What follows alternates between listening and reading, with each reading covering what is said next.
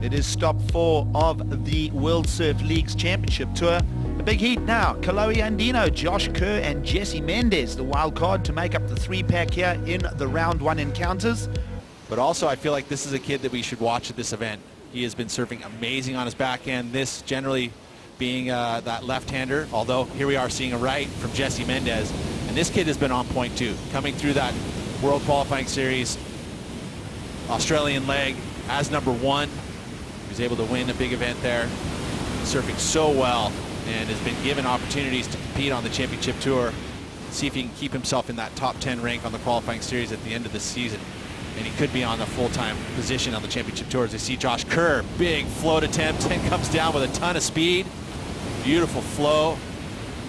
You know, he's been, with his change of sponsorship, he's been able to, move from the Rusty Price Center over surfboards to a whole gamut of different equipment. He's got a quiver of all different shapers, so he's been able to kind of experiment. Meanwhile, let's look at those numbers. Josh Kerr, 617, so constructive ride for Josh Kerr. The backhand attack, a 567 now. Kolohe Andino, San Clemente, having a great run again in 2017, and that's a massive float. The crowd erupts, and he'll thread himself through a little bolt as well. And Kolohe Andino, who made a final in Australia, keeps the momentum going here.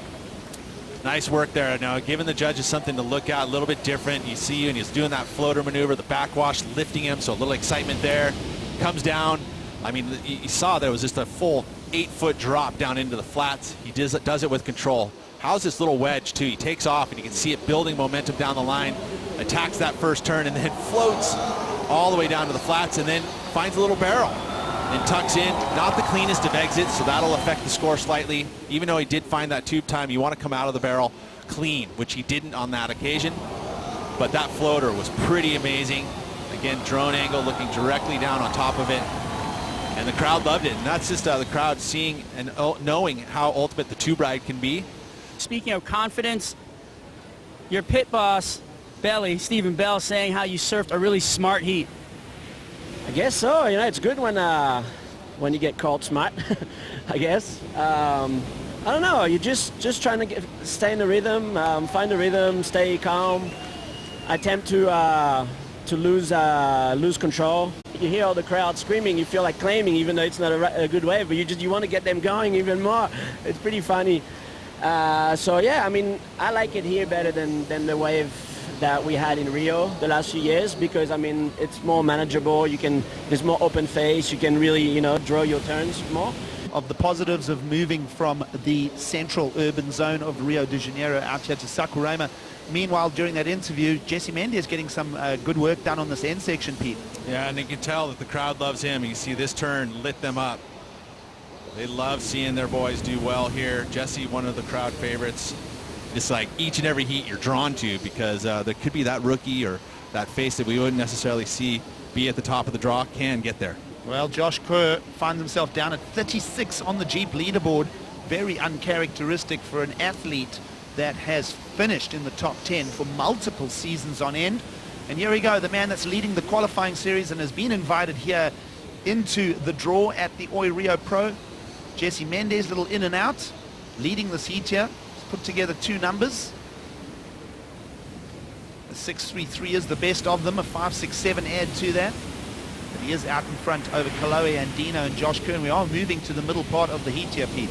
Well, and you look at Kolohe in the middle part of the heat, only has 1 wave, so he's being very selective. He's sat with priority for a long period of time.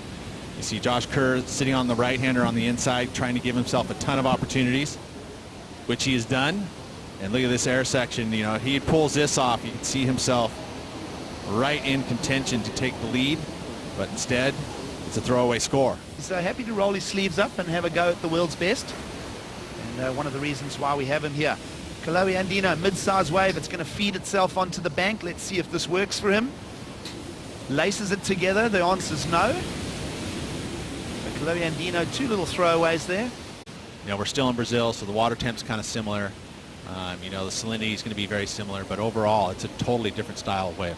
Well, here's that inside right-hander. Let's see if Josh Kerr can capitalize. Roundhouse wrap to start. The wave's got a few buckles on it. He'll just trim it in the barrel. He'll get shut down. So looking for opportunity there, Josh Kerr.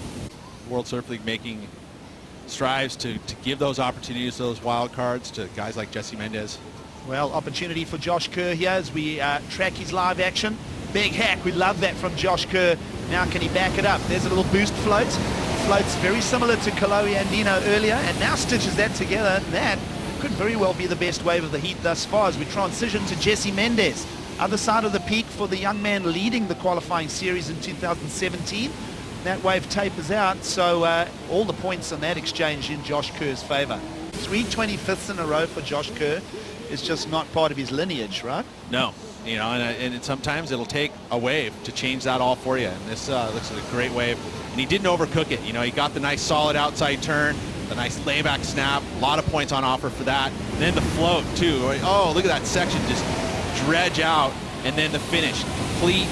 A little tentative, but he kind of had to be that way to make sure that he was going to complete it. And then, of course, on the other side of it, Jesse Mendes. So these lefts, sometimes they'll steepen up for you, but sometimes they'll flatten out. You saw that first section there, flattened out. It got steep for him and then flattened out again. So that wave's not going to be a great score for him. Well, now Kolohe Andino will engage. He's also going to go to the left-hander. This one's a little bit inside on the bank. Wrapping turn, and you can see how flat that face is, Pete, and that's the fins and rail just completely let go. They're not interested in holding. The wave's got to do some part of it as well. Well, Pete, you said a pinpoint moment. We'll go back to live action because Josh has found momentum now. He's going to repeat the cycle on the right-hander again. Just a little bit of a broken buckled face, and he'll launch to the air. Oh, keeps everyone entertained. The beach is erupting, but it'll be an incomplete with a little over 3 to go. And so you know that would kind of help you to kind of make a decision. You can go, you're not necessarily going to see what's happening, but if you can hear it, you may make that move. Again, the right-hander, a little tough to find those clean sections, but there's a ton of speed, and look at this, going for it. Wow. What are you thinking of this one, Pete? Well, let's take a look. You know, again, a little different type of wave, a little smoother on the face. You know, and the good ones will steepen up for you. Beautiful, smooth rhythm and flow, but did not complete the last move, and that's critical. I feel like that wave, in order to really improve his score line, he would have needed to pull that last move off. Well, Pete, this one's going to find a 6.33 from the panel. So as you mentioned there, a little bit of a default at the end there, small penalty to pay, and it's going to be short of the requirements. So Josh Kerr out front, Kerr of that 8.1 has him in the lead. But you might have an opportunity here. See like a mid-sized set wave. Well, let's see what he's got. He's forced into the left-hand option. The right peeled and flopped on the other side. And again, this wave has been sneaking and it's been wafting underfoot. Kolohe wraps the turn. You start thinking of the previous wave of Jesse Mendes, and there's that little skid again. So that wave is very flat on the face, Pete, and well, you keep going. It should have been on the right. They are, and so sometimes you put those eggs in that basket. You better start producing some results. Well, Jesse Mendes just cannot get over the cusp of that wave, and that's going to wrap up the story. Well, no, it won't, because Kolohe Andino is going to beat the buzzer here. Tight whip, small inside left. Doesn't have much wall on it. It's going to be, unless there's something miraculous on the inside junction here, Kolohe Andino is going to already be thinking about round 2 here, Pete. Yep, you know, and one of those top seeds finding their way into round 2. We saw Gabriel Medina early go to round 2. Saw Owen Wright into round 2, and now Kolohe Andino. So he's in good company.